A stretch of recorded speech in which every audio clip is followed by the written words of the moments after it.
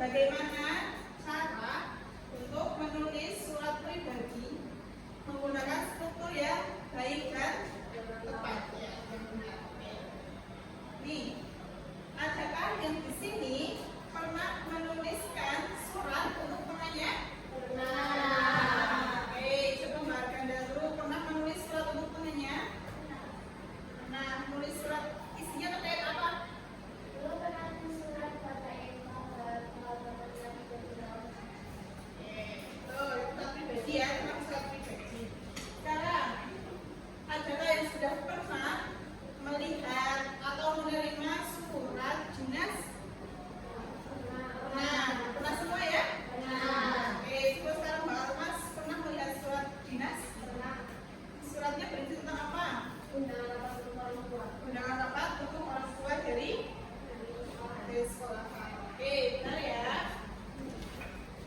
Oke, hari ini kita akan belajar tentang bagaimana membuat surat pribadi dengan tepat dan benar. Itu ya. Pekan lalu kita sudah belajar tentang apa? Ada yang masih ingat? Struktur surat pribadi dan struktur surat pribadi dan surat dinas. Masih adakah yang ingat